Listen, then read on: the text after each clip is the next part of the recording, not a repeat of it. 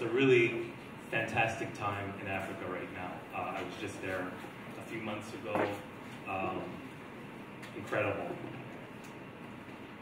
There's nothing better than tough for me than talking about technology in Africa. So because of that, I could go on and on, but my wife, and I promised her I would stick to my script, so bear with me. Now, I'd be remiss in Africa, before you start talking about your work goals and getting into all the details, the most important thing is to first, introduce yourself.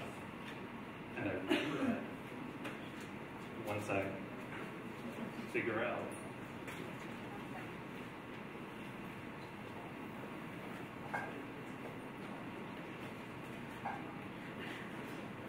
the technology.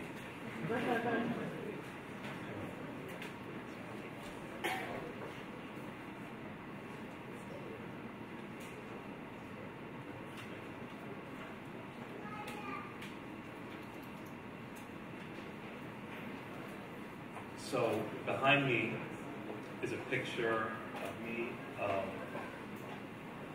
my father, Gakau, Mbugua. Maybe you recognize the pattern in the name there, and a couple of ants. We're on the western side of the Rift Valley on a piece of land that once was owned by my great-great-grandfather. The language there is Swahili. Can anybody guess where I'm from? Close? That's right. I'm from Kenya. I currently live in the United States. Here they call me John. And many times that relieves people and elicits chuckles and laughs, because names that start with MB can be a little bit challenging, at least here. But you know, Mbugua in Kenya is literally like John in the United States. It's a very common name. So in terms of what I do, I have actually two jobs. My first job is with Experience by Design, which is a user experience consultancy I founded now about 12 years ago. And really our focus at the end of the day is helping create people-centered solutions. All of you use technology, I'm sure you have, just like I did at the very beginning, challenges, kind of understanding, getting up to speed. The other thing that I do, my second job and my other passion, is goalface.com, which is a global football portal. So as far as when we talk about me being involved in user experience, I'm an information architect. And what that means is I spend a lot of time organizing, planning, and creating blueprints and specifications for client websites. So here is an example of the type of models that I create. And what I also do is function as a user experience strategist, basically creating a roadmap, if you will, or roadmaps to define and get the teams, by teams I mean not only developers, but the stakeholders, all the people involved in bringing technology, the money behind it, the teams who fund it, onto the same page and developing clear direction. So at Goalface, I am the VP of Product and User Experience. And really what Goalface is about is making it easy and fun for people to follow their favorites all around the world. So imagine what I have represented here is a fan from Ghana. Now, Ghanaians play all over the world, and they're not just in the Premier League or in the big leagues. They are in Australia, other parts of Africa. These places don't necessarily have that global distribution of television. So what we do is we provide basically a way of unifying and following those players, and make it easy. So the way that we do it is we basically provide a website and various different types of applications where I can customize it, and I have a dashboard. And through that dashboard, once I've identified the players and the teams and the leagues that I like, I'll start to get information from it. And then we allow them to syndicate it to their favorite places so that they basically can have access to their favorites anytime, everywhere, whenever, and how they want. So what we also offer, in addition to offering those services for the fans, we offer solutions for football professionals as well. And you know, it can be football professionals as famous as Yaya Toure, who I've represented here, but it can also be much smaller football players who, as they grow through their career, we have these tools that allow them to basically build, manage, populate, and engage a global fan base. You know, through all of these channels, whether it's by email, through Facebook, through their own website, you know, providing content that it's very low maintenance and almost even in some cases automated, so that they can kind of populate those platforms. So the work that I do, you know, when it comes down, if you boil it down to its essence, if you will, it's really about making business technology and information more people-friendly and focus so that basically, right, as you saw at the very beginning with me trying to learn this simple little piece of technology, when things are people-focused, people who use that technology tend to be happier. They tend to use the tool as it was intended to be more informed. They can use the technology once they're enabled.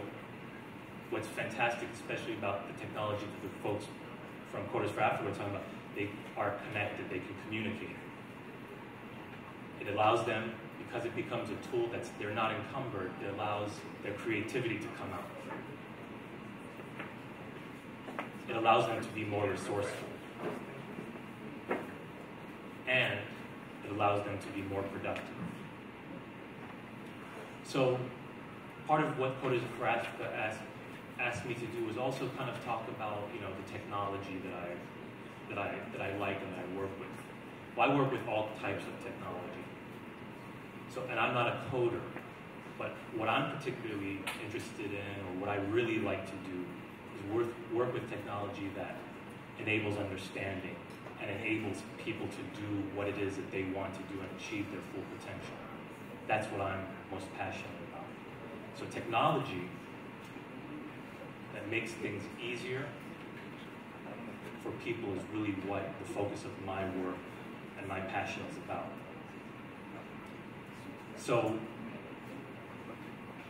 we're involved in terms of, you know, the relevance and contribution to the work that we do. We're involved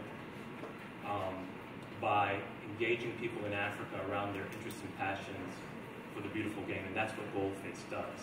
But it's also available to people in the United States, Europe, and what have you.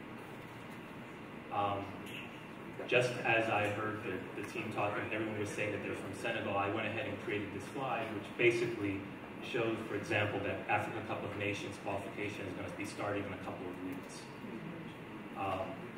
We have, you know, a shot from the website, but also how we syndicate that content into Facebook.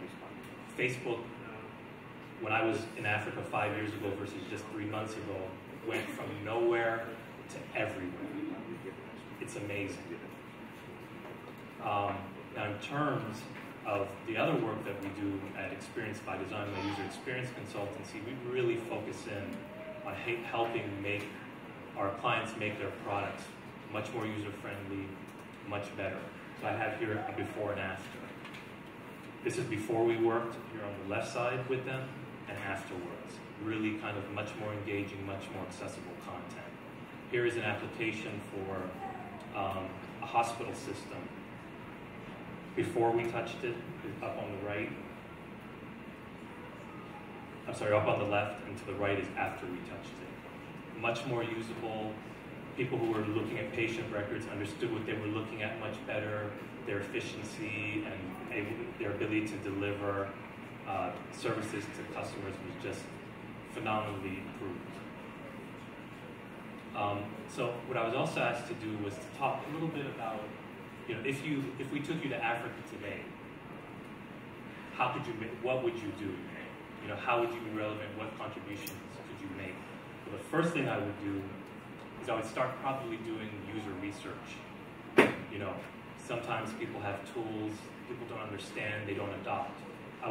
What I do and what my teams do is we go in and we do deep dive with users, say, what are you trying to do? Why doesn't this work for you? Doing that research. What are your needs? What are your goals? And we help try and bridge that gap. What we can also do, and another contribution I think that's important, is we can bring a systematic approach to actually developing products that are people-friendly.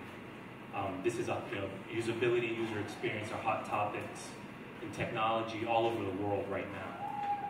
So that's something that we can do as well. We've had a very established, systematic process in place for the better part of 10 years now, and it works.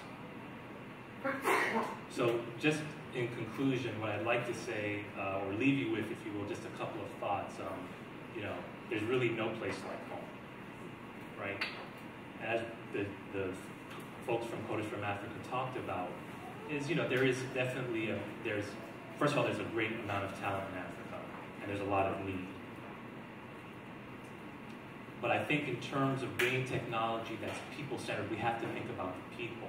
And when you think about people, they're not in a vacuum. They have lifeways, they have beliefs, they have needs that are, specific to their particular cultural and social milieus.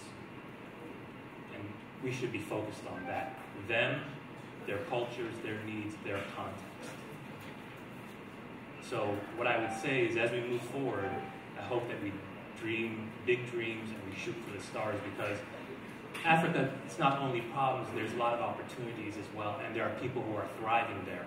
It's just maybe connecting the dots a little bit, surfacing those dots. So with that, I thank you. Again, my name is Mbugua Gakau. Thank you for your time.